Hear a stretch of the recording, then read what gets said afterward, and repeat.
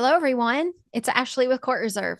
We are so excited to tell you all about our new releases that not we, these people have been working on in the last couple of months. We have most of the product team here with us today, and Josh, Kim, and Scott. They are diligently working on all of the great ideas that you guys are putting on the idea board. So thank you. We are really excited about these integrations and these new releases. But first, I want to tell you about two events that we need you to be aware of. The first is our next Catalyst Tour stop. It's going to be in Palm Desert, California at Rancho Mirage. We're going to the beautiful Mission Hills Country Club in June. It's going to be one day, June 10th. If you are a newer facility, if you have used CourtReserve for 5 years, if you are using CourtReserve now in the first 6 months, we go over so much information, it will blow your mind. And a lot of these product people come with me because they're way smarter than me. And they do such a great job of telling you what you can do to supercharge your CourtReserve platform, from events to memberships to payments to reporting to integrations, everything. And so even after today, if you have a great director or front desk person, we had a club that we just did in Austin, Texas last week. They brought 8 people.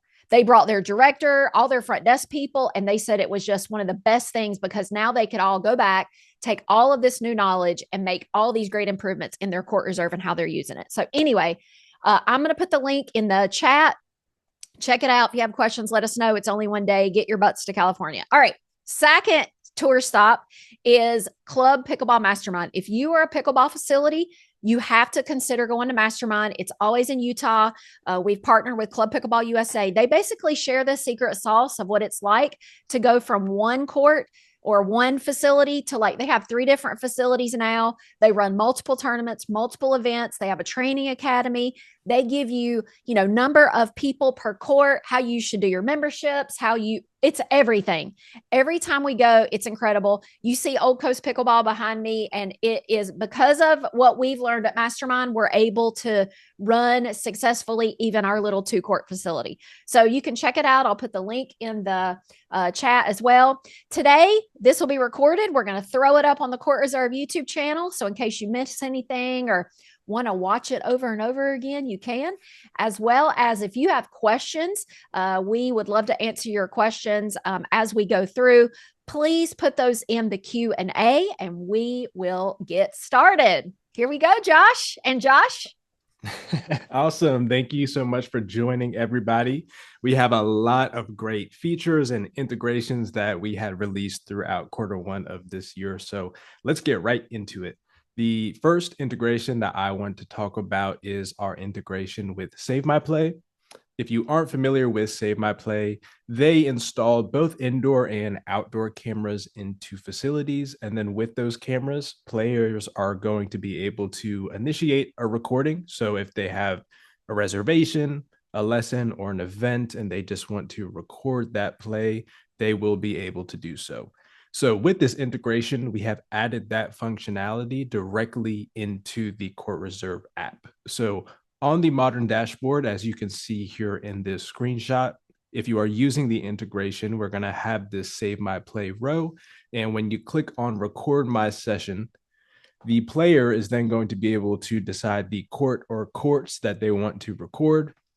They're going to be able to choose the duration of that recording, and then they can choose from 2 different recording types. So Save My Play offers a condensed recording type, which is going to use AI to cut out all of the dead time within that recording, or they can do a full recording that doesn't have any of that dead time cut out. But then if you look over at the right-hand screenshot there, you can also take a look at what this page is going to look like once I have recordings in progress. So I'm going to be able to see the court that I'm recording. I'm going to be able to see the amount of time that is remaining on my recording. And then if I need to end that recording manually, before my duration has ran out, a player is going to be able to do that. The 2 other bullet points that I have here on this page say that, a player is going to be able to manage and share their recordings. And we are also going to be able to set up some recording restrictions. That's going to be more around when a player is allowed to record specific courts. So I will be going over those 2 bullet points in my next 2 slides. But if we go to this next slide here, you can see that on this right-hand screenshot, we are under the My Recordings tab. So once a player has initiated a recording, once it has ended, and once Save My Play has processed that recording, I'm going to be able to view these recordings directly from the CourtReserve app. From here, I'm going to be able to see a little thumbnail or preview of that recording. I can see the date and the time of that recording. And I can also click this copy link button so I can quickly take the link of this recording and I can share it amongst the additional players on my reservation or event. And also, if I click on this thumbnail here, it's going to take me directly to the Save My Play URL where I can actually view that recording. So in terms of the player's perspective here, it's all pretty simple. We just have that new row on the modern dashboard. I pick my courts, my duration, and my recording type. And then from there, I'm going to be able to view all of my recordings, grab that link really easily. And also, in addition to that, Save My Play will send them an email once that recording has processed. So, they'll be able to get that email, but they can also get this link directly from the Save My Play app. So that kind of goes over the player's perspective. I do want to touch on the admin setup of this as well. And I will be sort of focusing in on the recording restrictions once we get to the bottom of this page. But in terms of the admin setup, this is pretty simple here too. We are just grabbing the API key from Save My Play. So if you want some more information on that, we do have an article in our knowledge base going over where you can find this API key. But once you grab that API key, we're going to start mapping our courts. So in Save My Play, we are creating courts, and we of course have courts inside of CourtReserve. So the next thing we need to do is basically just tell the system to map the courts that we have inside of Save My Play and CourtReserve. Once we have at least one court mapped, we are then going to see the eligible to opt in for recording setting. And this is going to be the setting that will show the Save My Play row on the modern dashboard. So if you want to map your courts but not show this to players yet, you will be able to do that. And then from there, we're just going to be setting up a recording cost, applying the tax rate or the revenue category if we need to. And then the last setting here is going to be recording restrictions. So this is going to be where we sort of decide when players are able to record certain courts. The first option here is no restrictions. So with that, I can record any court at any time. But of course, I can set a restriction so that a player can only record a booked court that they have. So the player must have a reservation, a lesson, or an event on that court in order for them to even see it as a recording option. And to take that and even a step further, we can also do booked courts only after check-in.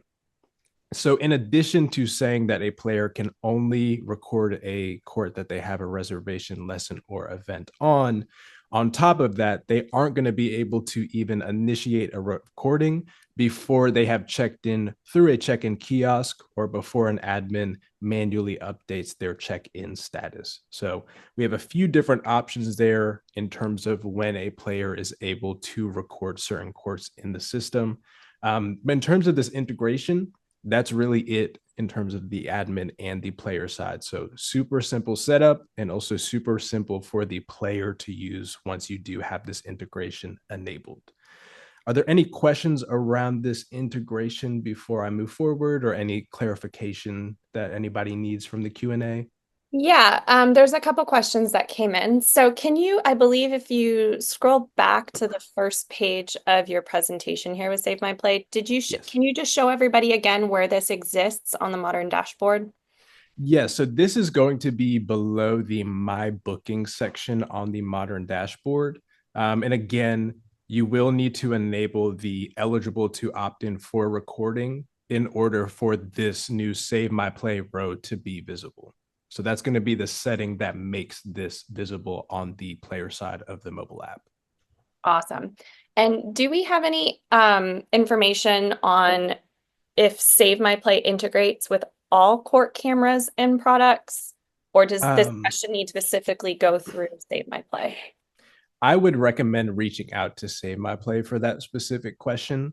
If you go to our Save My Play article, on the top of that article, there is a sales interest form that you can fill out. That's basically just going to send your information over to Save My Play so their sales team can reach out to you. So if you have any specific questions like that, I'm sure they'll be happy to go over what options that you have. Awesome. Yeah. So we can, Josh, when you're done presenting here, do you mind grabbing that link and we'll drop it in the chat here a little bit later. So if people have questions about that, they can actually just contact Save My Play that way as well too, correct? Yes, Okay. yes, I can get that added. Okay, perfect. Let's just go here. So yeah, if you would like, please fill out the interest form to connect with Save My Play about costs and things like that. To get this set up on the admin side, where is the Save My Play setup? Sorry, I missed that. So this is going to be an additional feature or an add-on. So you will need to go to that bottom row under the settings page in order to enable this integration. One thing that I will point out that I do have a slide for after I go over my second integration is this is only going to be available for the Grow, Scale, and Enterprise customers. So this is not available under legacy pricing. You will need to upgrade to one of our new pricing tiers in order to use this integration. And also on top of that, you would need to be using the modern dashboard for this integration as well, since that row that we created is specifically for the modern dashboard. And can I just say something? I know Kim's got a couple more questions, but we have had these cameras at Old Coast Pickleball for probably the last 8 months. They are incredible. If you want to see the camera quality of these cameras, you can go out to YouTube and look up Old Coast Pickleball Court 1 or Court 2, and you can watch some of we do live streaming on YouTube. So if it's like pro night or men's night or whatever we can live stream. We also have 2 courts. So we have each court has its own camera. The AI is fantastic and it's really great camera quality. And the Save My Play guys are some phenomenal human beings. They're excellent to work with. So that's just been our experience at Old Coast because we definitely want to try this and get all the bugs worked out before we sent this out to you guys. So it's been a great experience from an Old Coast standpoint, pickleball. All right. Perfect. Josh, there is a couple more questions. I think you did review this, but let's just confirm it. Do the players get sent the recording when it's done? Yeah, so that email that is sent to the player is actually coming from Save My Play's end. So CourtReserve is not sending a specific email out because Save My Play already is going to automatically send an email with a link to their recording. Awesome. And let me just kind of go through here. There's a couple more. Is there a time limit at all with the longest time? So right now, the 3 durations that we have available are 1 hour, 2 hour, and 3 hour. Those are fixed durations, so there's no way to edit that. But the longest one would be a 3-hour duration for their recording. Okay, perfect. And then again, there's some other questions about access on all tiers for CourtReserve. So specifically when it comes to the subscription pricing, if you are on our legacy pricing, where the add-ons are all priced individually, this feature is not available. But if you are on our tiered pricing with, I think the basic, the grow, the scale, and the enterprise plans. Just depending on what tier you have, this is included in some of the tiers. It is an additional feature that you can add on in some of the tiers as well. So just have to take a look at what tier you're on, and then you can just figure out what your pricing is. If we wanted to give our members access to free video, is that possible? Is there a way to do this by membership type? Right now, there is not a way to do this by membership type. We do have a second phase of this integration that we are already working on that will include the ability to set up pricing by membership. There's some additional functionality there that I can't really share yet, but we have heard that feedback, and that definitely is something that we want to include as we continue working through this integration in Q2.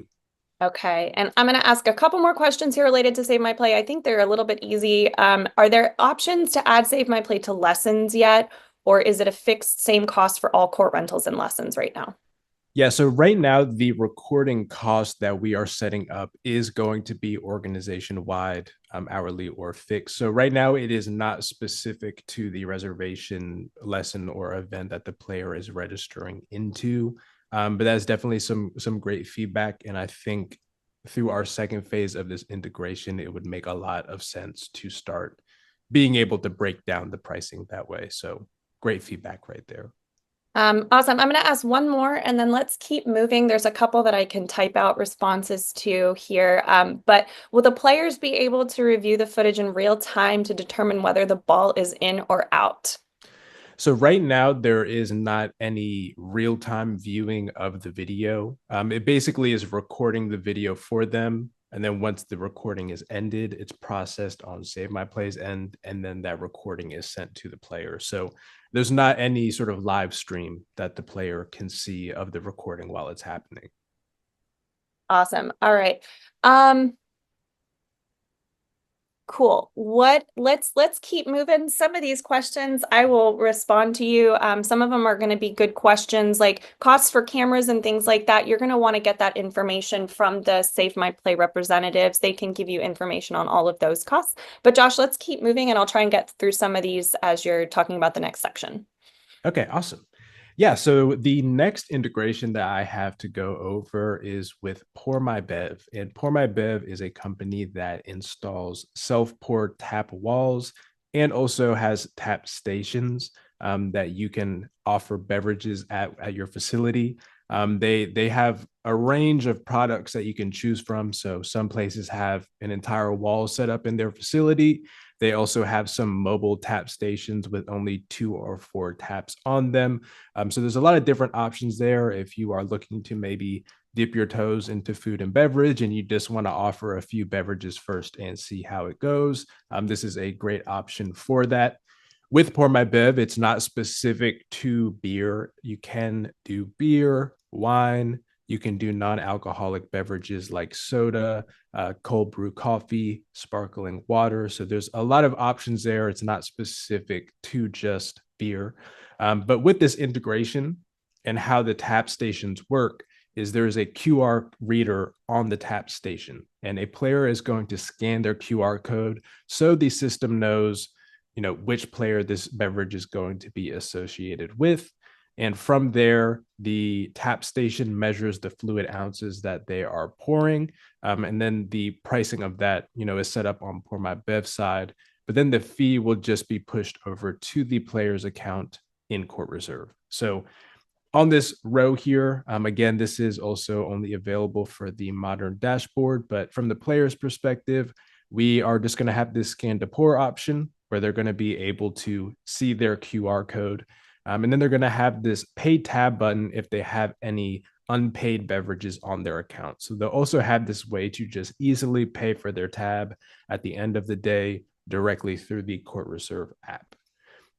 I know there's going to be some questions around age verification and things like that. So I am definitely going to touch on that in my next few slides. But here you can see on this scan to pour page, we have this little warning here that says you are not authorized to pour alcoholic beverages.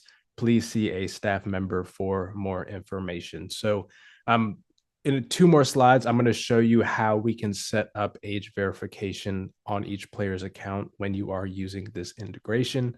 But with this integration, you are going to be setting up your inventory and your beverage prices on the Pour My Bev side. So once you enable this integration, there's really going to be 2 main things that you will need to set up in CourtReserve when you are using the integration. The first option that you'll sort of need to decide here is the visibility of your Pour My Bev row. This, I would say, heavily depends on what you are offering in the tap stations. So if you are offering non-alcoholic beverages or maybe a mix of alcoholic and non-alcoholic beverages, we can show this row to all players because we also are going to have age verification that needs to be set up individually on the player's account. So If we're showing this to all players, it does not mean that an 18-year-old can just go up to the tap station and pour themselves a beer. There, of course, is still age verification we would need to do on that specific player's account in order to give them access to alcoholic beverages.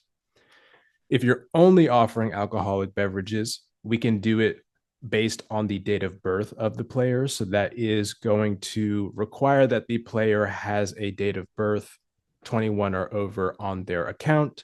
Again, there is additional age verification outside of just the date of birth that needs to be set up there. So a player can't be 18 and just go into their personal information and say that they're actually 28. There is still verification that needs to be done on the admin side to give that access to alcoholic beverages. Or we can have it set up so that only players under specific membership types are able to see this Pour My Bev option on their mobile app.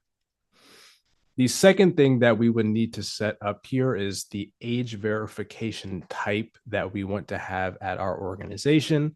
This, I would say, is really going to depend on the age demographic that you have at your facility. So this is probably going to make a little bit more sense once we move on to the next slide, but we do have a daily verification option and we do have a one-time verification option. So let me jump over to the next slide and kind of go over how these two age verification types differ. When we are using the Pour My Bev integration, we are going to have some additional settings that are under the Details tab on a player's account. The first new setting we're going to have is below their date of birth, and that is going to be the age verification for alcoholic beverages checkbox. If we are using daily verification and we check this setting for today, this is going to apply until midnight, but then at midnight, this setting is going to reset to an unchecked state. So that means if this player comes into the facility tomorrow, they still need to go to a staff member, and that staff member still needs to verify this player's age if they, want to pour a beer tomorrow. But if we do a one-time verification, we will only need to enable this setting one time, and it's not going to reset at midnight. So one of the pieces of feedback that we got from our beta customers was for some of these facilities, all of the players are well over 21 or older, and they don't need them to go to the staff member every single day that they may want to have a drink. So we have created these two different options here. Again, I really think you should consider, your age demographic when you are deciding if we should be doing an age verification every day, or if this is just sort of a one-time verification that we need to set up. We do have two additional settings here on the member details tab. So the first one is going to be prevent player from pouring alcoholic beverages. So if you have somebody that's maybe a little bit too rowdy and we need to cut off their access to alcoholic beverages moving forward, we can check this setting here. And then if there's any reason that we need to prevent a player from seeing any of the Pour My Bev functionality in their mobile app, we can also prevent them from pouring any beverages here. Something that I just want to emphasize one more time, this age verification is completely independent from the date of birth setting. So a player can't be 18 and just change their date of birth and then be age verified for alcoholic beverages. This is a manual checkbox that needs to be enabled by an admin in order for a player to pour alcoholic beverages. Awesome. Any questions around Pour My Bev, whether that be the setup or age verification? Yeah, we've got a couple questions here. I did also want to just mention Ashley just dropped into the chat. Thank you so much, Ashley, the interest for Pour My Bev. And then a few minutes ago, I also dropped in the form to learn more about Save My Play, as well as a Save My Play KB article. So those links are available for you in the chat. Again, please remember to be posting your questions in Q&A. That helps us monitor them. We're not always seeing the chat if you guys are chatting us. But yes, I did want to get through some of these questions. One question came in, Josh, does Pour My Bev cover Canada as well as the US? I would have to double check with our team on that. If I'm remembering correctly, this is for the US only, but I would need to double check. Okay, yeah, with our we team. can get So back to you about that question because we do have your contact information, so we can follow up with you on that. Can you have an unlimited option for just soda? Let's say I have multiple taps and maybe I have one tap that I want to be soda and one that I want to be beer. Does Save My Play have the ability to set that up on, or not Save My Play, sorry, Pour My Bev have the ability to set that up on their end? yeah, so you would be able to offer a mix of, alcoholic and non-alcoholic beverages. In terms of, restrictions of using your QR code, all of our sort of restrictions or verifications that are set in place are specifically for alcoholic beverages. So, even if I'm prevented from pouring alcoholic beverages or if my age is not verified, I would still be able to pour any non-alcoholic beverages that are available in the tap station. Does that answer that question, or did I misunderstand it? Um, I believe you did because I'm pretty sure that when we met these guys at our team meeting, they did tell us that there's ways to do that from the setup on the inside of the platform itself. Um, can this be set up with the GoTab integration? This is a great question since that's part of the Court Reserve offering already. How does it work with GoTab? Yeah, so Pour My Bev does integrate with GoTab. So how we have it set up is if you are already using GoTab, you would need to integrate Pour My Bev with GoTab. So that way, all of the Pour My Bev, information is going through GoTab into CourtReserve. So you can't enable both both integrations at the same time. We recommend that you take Pour My Bev and integrate that with GoTab and then use that GoTab integration with CourtReserve. Awesome. Let's see. Do we know if the tap stations like this require a liquor license? I can answer that one. Yes. So you would need to follow your state and local liquor laws. So I do know that Ashley at Old Coast Pickleball, they do have one, but they don't have a liquor license yet, so they're not serving alcohol at it. So if you can use it for other things like soda and stuff, but if you do if you want to serve alcohol, you do have to follow your local guidelines for any liquor distribution. Um, let's see. How do we make sure that they can't use somebody else's phone to order a drink? Yeah, so this was actually the main reason why when we first started working on this integration, we had it set up to be a daily verification. But then after feedback, we also added this one-time verification. So with the daily verification, that obviously is going to have a lot more security around someone trying to, game the system and use somebody else's phone. So that way, when we're doing a daily verification, they can't just take their dad's phone and start pouring. The dad would have had to had their age verified on their account in order for somebody else to start using that QR code. So I would definitely say if you do have younger people at your facility and you are trying to make sure that they are not taking advantage of somebody's QR code, we are using something like a daily verification where there's a little bit of extra security around this age verification that we are enabling for a player.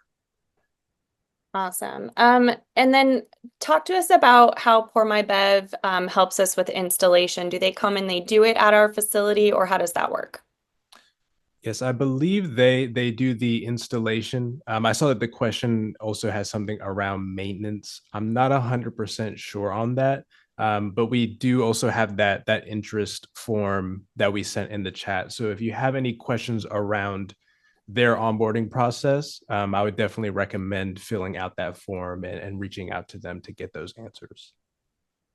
All right. Awesome. And then there was one around the one-time verification. Does it recognize when the person reaches an age of majority? Like if they verify while 20, do they have to re-verify when they turn 21, or does the system recognize that they're allowed based on their birthday? So it's not going to automatically verify, even with the one-time verification based on the date of birth. An admin still needs to go in and at least verify this age, one time in order for a player to be verified. It's not going to just automatically read the date of birth, see that they're 21 and verify them. And that is to prevent somebody who is underage from just changing their date of birth on their account. With that being said, if a player's date of birth is under 21, on their account, the age verification would be disabled from the admin side. So the player must have an age 21 or older to enable the age verification, but the age verification is still something that needs to manually be done by the admin. These two options are really just having us decide, does this need to be verified just once, or does it need to be verified every single day this player is pouring alcoholic beverages? All right. And let's the last question I'm going to ask about Pour My Bev, and then I think we need to move on because we still have quite a bit to cover here for everybody on the call. Is can Pour My Bev be set up to only allow if members have a card on file? Yes, thank you for pointing that out. I don't have a screenshot of the setup page here, but I believe the first checkbox on the setup page is going to be require payment profile. And you can also prevent somebody with an inactive or suspended membership from using Pour My Bev as well. But we do have a checkbox to require payment profile. Awesome. These are all great questions, Josh. I think when you come off presenting, you can maybe go through and answer some of these as typed out for some of the remaining ones that we have, but let's keep moving because I know we still have a lot to cover. Okay, great. Yeah, so I know I sort of covered this in between Say My Play and Pour My Bev, but something important that I just want to keep note of here is that for both of these integrations, they are only going to be available for the Grow, Scale, and Enterprise tiers. So under legacy pricing, these integrations are not available, and you will need to upgrade to the new pricing tiers in order to use these integrations. On our add-ons page, we have recently added a way for you to easily upgrade to our new pricing tiers. So that way you don't even have to reach out to our team and have them handle it. So if you just want to quickly make that change, you can do that now. And these also both are only available on the modern dashboard view of the mobile app. So I just wanted to emphasize those two notes there. But let's keep it moving. So the next thing that I wanted to go over was around packages and a new way to use packages and a new setting that we added amongst the setup of the package. So we now have a way for you to auto assign packages to specific memberships at a monthly basis for no additional cost. So this can be a great way for you to give some additional benefits or perks to specific memberships at your facility. This does work kind of similarly to the discounting feature that we have. The main thing that I will point out here that sort of makes it different is since a package is going to be a payment type, it's going to go through the payment process as well as the refunding process. So if we are auto assigning packages to specific memberships at a monthly basis, say somebody uses one of their punches, but then they canceled that reservation, closer than 24 hours of the reservation start time. Since this is a package that's a payment type, you as an admin sort of get to decide if that punch is going to get refunded back to the player, or if you have auto refunding set up, it of course will refund it based on the parameters you have set up for your auto refunding. So I'll say that's sort of the main difference here between our discounting feature and the ability to auto assign packages. I have a screenshot here of the setup page for a package after we have enabled set package to be auto assigned. You're going to see here that we have the price disabled. We're going to have the start date and the expiration date disabled since we are going to have this auto assigning schedule here.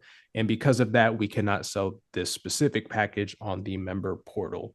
But once we enable this package to be auto assigned, really all we'll need to do here is pick the memberships that we want this package to auto assign to. We need to pick the total amount of punches that are on this package. And then of course, on the bottom of the setup page, we need to choose which reservation types, lesson types, and event categories this package can be used on.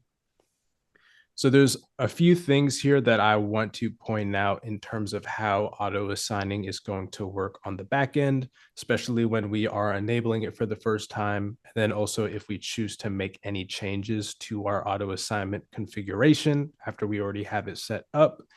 So once we enable auto assignment for a package for the first time, it's not going to auto assign these packages immediately after we hit save.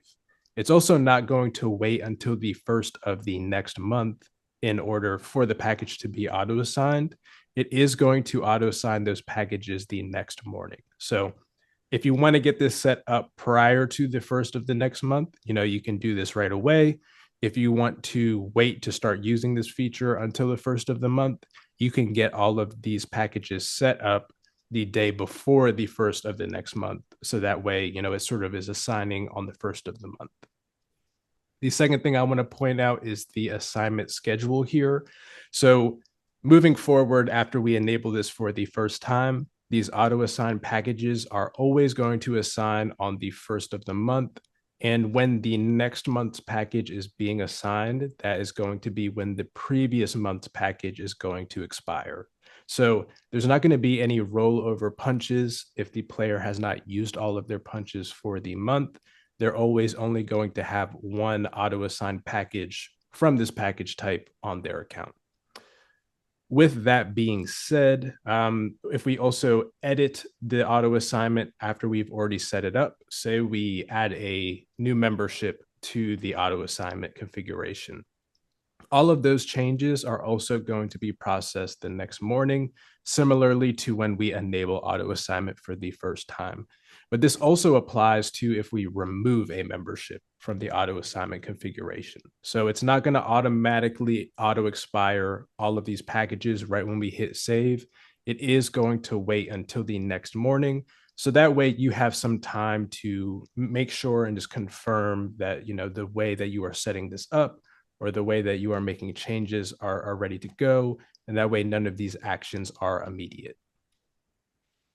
Awesome. Any questions around the auto assignment of packages before I keep moving on? Let me just check here really quick. I was answering a few of them live.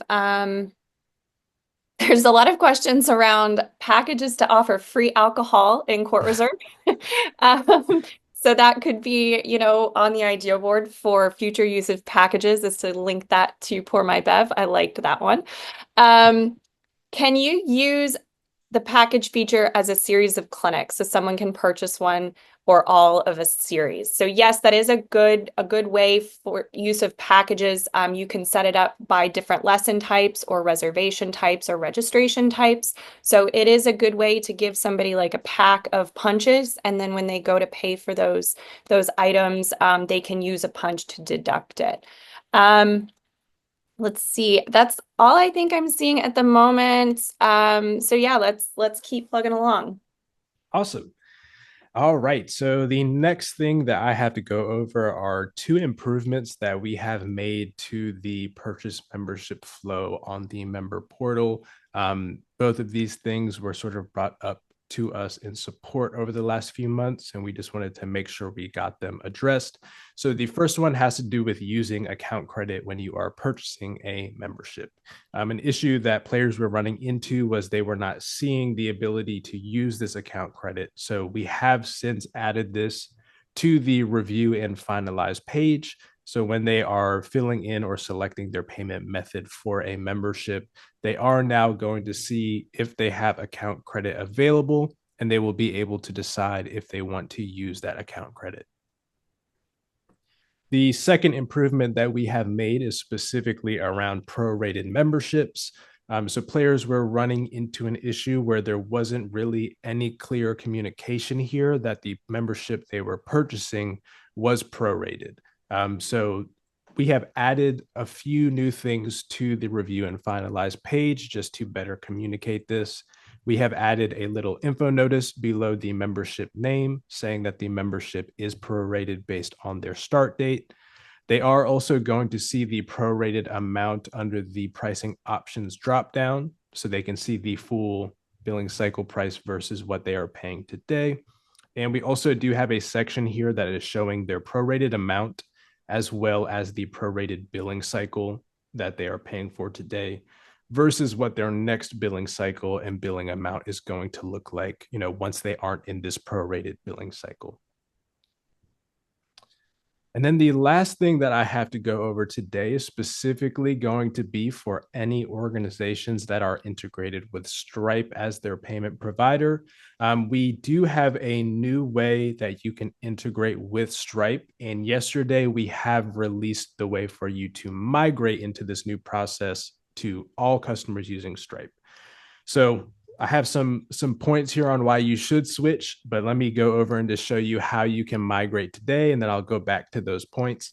So when you go to the integrated payments page, if you are using Stripe as a payment provider, you know that previously you had to fill in a publishable and a secret key that you were getting from your Stripe portal. With this new process, we're going to have this get started with Stripe button, and that button is going to take you directly to a Stripe landing page. On that landing page, you will just need to log in using the username and the password for the Stripe account that's associated with these keys here. And that will be all you need to do. And then after that, you will be fully migrated to our new Stripe Connect process. If you want to know why you should make the migration today, I think the top reason up here will be enough for everybody, but there's no more usage fee if you are migrating to Stripe Connect. So that 0.2% usage fee that you are paying for now will no longer be part of your subscription pricing. And that does go away immediately after you migrate. Two, the migration process is very easy. For the beta customers that we had going through this process, as long as you know your login credentials, this can take less than 2 minutes. And three, there is going to be some added security here because you are now integrating directly through a Stripe login page rather than using those API keys. So eventually we will require everybody to migrate. We have no date around that right now, but always better to just be ahead of the curve. And of course, get rid of that 0.2% usage fee that you're paying for right now. Can we get a hallelujah on that? Who doesn't want to save some money, right? To answer the question that came in on the Q&A, is there any reason to not switch to Stripe Connect? No, you should immediately go to Stripe Connect and do that as well. So go ahead and go on over to, if you're a Stripe customer, and do that Stripe Connect integration today. And yeah, let's keep going. Awesome. Yeah, so that was actually the last thing that I had to go over. So I'm going to pass it over to you, Kim. All right. Let me stop sharing so you can share your screen. Okay.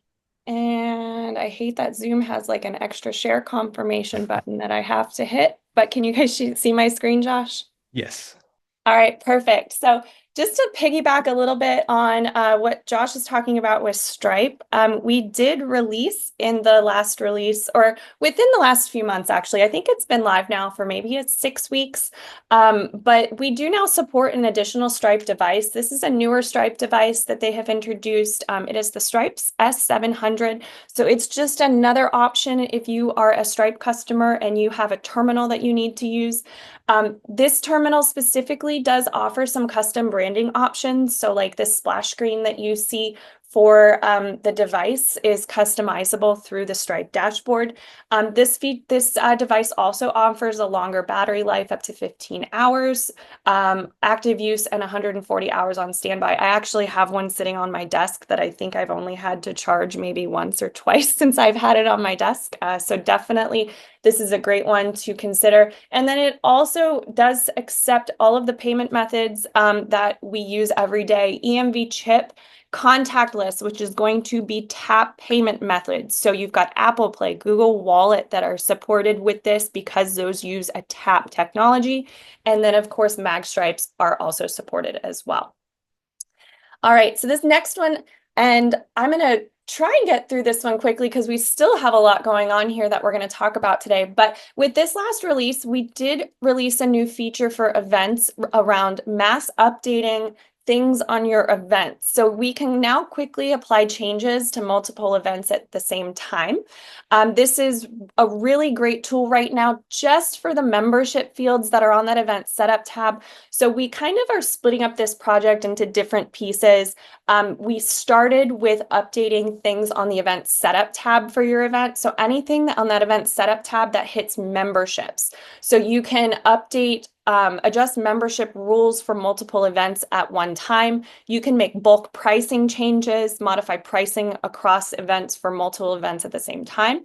And then you can also, this will give you the ability to, enable or disable public visibility for selected events too. And so I'm going to just try and share my screen with you really quick, just to give you an example of some of the power that you can do behind this event. So I've kind of set up a scenario here that I think most people are used to seeing. You've added a new membership at your facility, and now you have to go into every single event that you have created, make it public, set the pricing, set everything about it. But maybe I've copied this from a membership that I had active last year, and I just want to make it active, okay? So how can I do that with mass update events? So in your mass update events is going to live here on the left-hand side of your screen. This is a tool only available to admins. It is not available to sub-admins. We don't even have a sub-admin permission around it right now. But you're going to go down to your events list or whatever you've renamed your events, and then other actions and mass update. And that's going to bring you to this screen. So right now, so you'll have all your filters for events. You do have to enter at least a start date or an end date. One of these fields is required. And then there's a whole slew of things that you can filter here on. So category, event sessions, specific events, instructors, tags, things like that. And now we have an action type. So again, the only action type right now is updating membership fields. Again, this is going to hit everything on this event setup tab.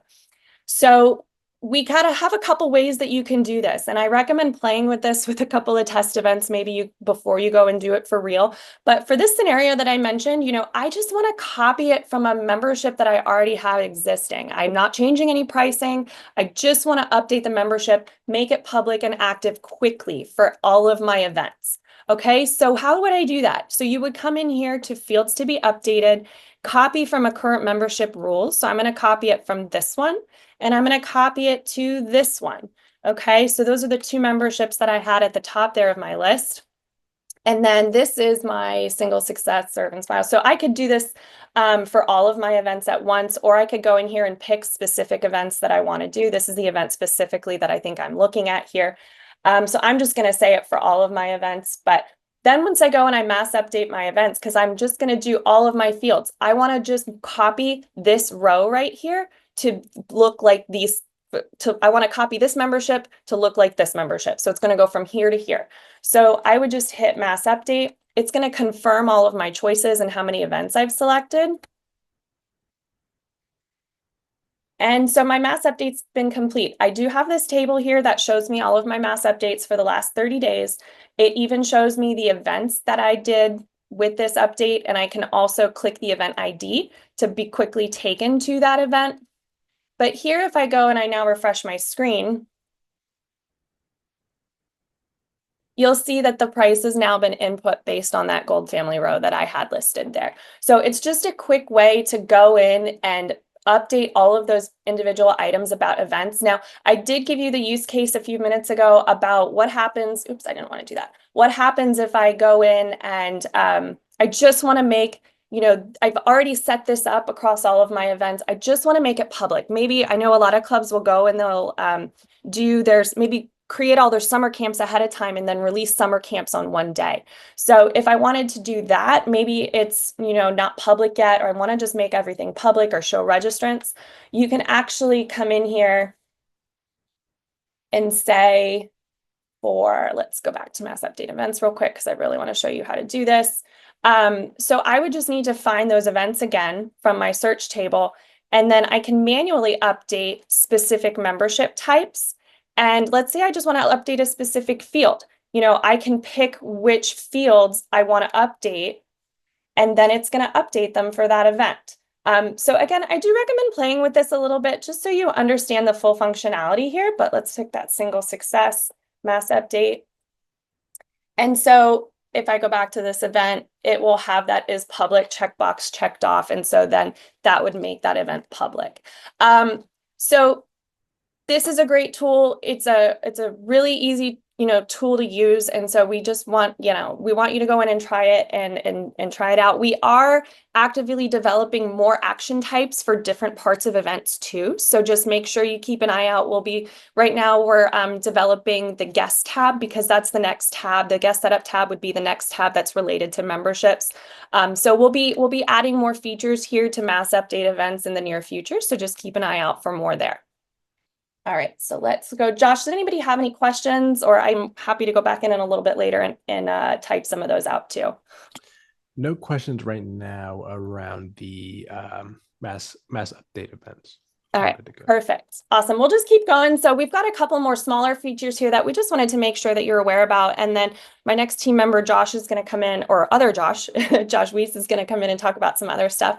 But in your league sessions page right here, you see now that there's a from date and a to date for all of your league sessions. So when we released leagues, there was actually no way to kind of archive this page, so to speak. It doesn't archive them, but now it's searching by today as the from date all the time. So you can go back and find leagues that happened in the past, but it does make your list a little bit shorter now when you're looking at it. So anytime a league finishes, it's going to go into the past, and you can find it based on having a from date that's in the past. And we've also put leagues info, made it visible on all of your schedulers, calendars, and widgets. Previously, your league information was like this gray box that said unavailable when people were looking at schedulers and calendars, unless it was a very league-specific function for that tool. And so now we made the league's information visible in those places. On your transactions list regarding revenue category, we've added a column for revenue category on the transactions list. This is also part of your export. Just gives you a little bit more visibility for those transactions that you see every day. And this was a big one that we released a couple weeks ago, 2-character member search. Hallelujah. So admins and players can now search for names of players that only have 2-character last names. So I know we have a lot of players that just maybe have a last name of Lee or something like that, L-I. And so this will allow you to find those players now when you're going through the player search on the admin side and also the member portal. And then on your point of sale receipts, we've added the variation name. We didn't realize this, but we were only showing the item name and not the variation. So thank you for our customers who pointed that out to us so we could add that information to your receipts. Just give your customers a little bit more information on what they purchased.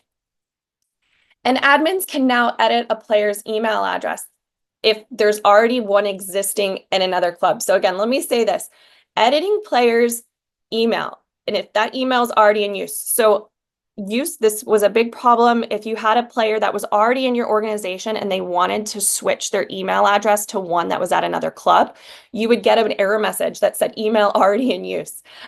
So we did the development. So under the covers, we're merging these. So nothing will look different on your end, but if the player has an email address in another club that's already in use, you can edit the email address at your club and update that email address so the player can then navigate between clubs more easily.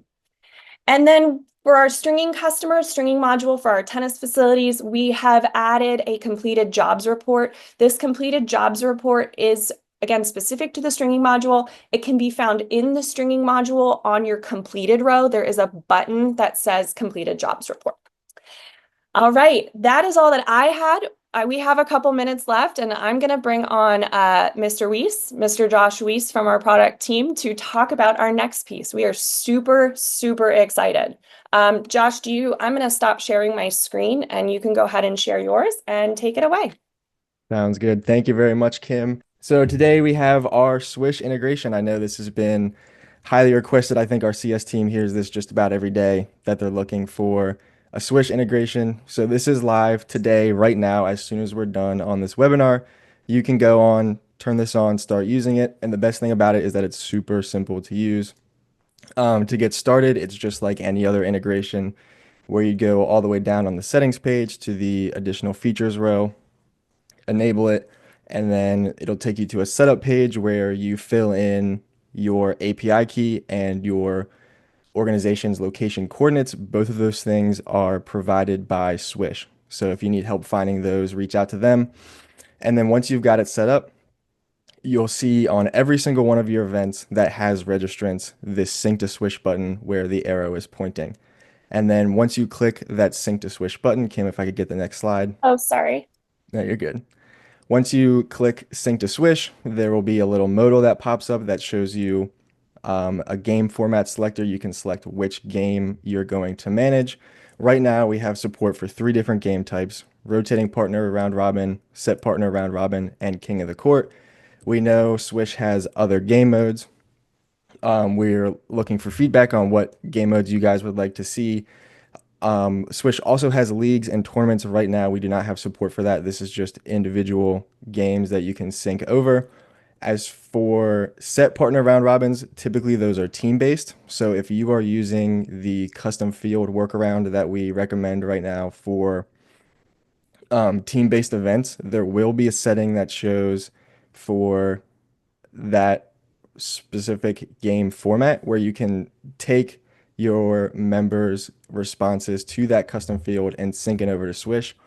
Once you hit that sync button in the bottom right, it is real time. It'll show you a little progress bar of like it's spinning up and it's sending over. Sometimes it can take a second just depending on the traffic on Swish's side, but as soon as you see that confirm pop up, your game will be into Swish. You don't even have to refresh on Swish's end. It'll just pop up right there. You can click on it and start managing it. This is what it'll look like on this little phone screenshot there. And you'll see the members' names. If it's a team-based event, it'll put them in their own teams. And you can, if there's someone that's not in CourtReserve, you need to make changes, you can make those changes on Swish's end, and then you can continue managing your game there. If you sync your game a little bit early and people start to show up and you have to change registrants, there is going to be an option to resync so that it can send in all of the new information that will completely reset what you have in Swish. So if you've made manual adjustments in Swish and then resync in CourtReserve, it'll override those adjustments that you've made. Just want to be clear on that. And then one last thing, just for clarification's sake, with Kim, if I get the next slide, with the other integrations that Josh presented today, this is only going to be available to customers on tiered pricing. So if you're on legacy pricing, this won't be available to you. This is available to all 4 of the tiers: Start, Grow, Scale, and Enterprise. For Start and Grow, there is a $25 a month fee. For Scale and Enterprise, it is included in your subscription that you pay already. If you don't know whether you're on legacy or tiered pricing, just go try and enable the add-on. And if you don't see it, there will be a section there at the top of that page that gives you a clear path to upgrade to new tiered pricing, and you can make a decision on what tier fits best for you. So that's it. That's it on the Swish integration. It's ready now, so go turn it on. Awesome. Great, Josh. We're so excited to bring this integration to all of our customers. There was one question that came in about this integration, if you wouldn't mind sticking around for a second. Do we plan to offer more formats in the future? The one they mentioned specifically is the knockout format. We have no like set plans on what we're going to add at this moment. We're just going to look for feedback, what is most highly requested. So I'll make a note of that one so that I can start writing it down. Awesome. And then do each of the players need to have the Swish app downloaded, or is this just for the CourtReserve admin? No, this is, you'll just need the one club Swish account. It's, even if your members do have Swish accounts, it's just syncing the text that is their name. So if you wanted to put the person with their actual Swish account in the game, you would have to edit that specific person and put them in. Right now, it's just syncing the text that is their name. So that means they don't need to have their own Swish account, but if they want to, you'd have to do that manually on Swish's end. Awesome. Great.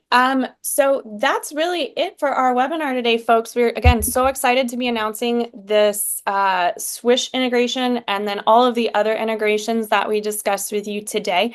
Today's recording will be available in the next 24 hours on our YouTube channel. So if I know there were some people that came into chat that said they missed the first 15 minutes, they really want to watch it, it will be up on YouTube. Sometimes Josh even gets it up the same day. So just make sure you're subscribed to our YouTube channel. I don't see any more questions here. If you want a list of all of the things that we released in that previous release, you can check out our release notes here at the top of your admin bar. There's a megaphone. And we look forward to bringing you guys more great features in our next release. So thank you so much for joining us today, everybody. We will see you soon. Wait, there's one more. Oh, one more. Hold Yeah. on. Tim said to make sure if we didn't mention that as far as Swish goes, that you can bring in your duper setup in Swish. Is that right? Did we mention that? Yeah, so if you are currently using the duper integration and the member that you're syncing has their duper ID synced up with their CourtReserve account, it will automatically send that rating and that ID over in Swish when you do that sync. You don't even have to set it up. Huge. It's big. All right, everybody, sign up for Catalyst, sign up for Mastermind. Watch this on the CourtReserve YouTube channel. Thanks for joining us. Bye, Thanks, everybody. Have a everybody. great day.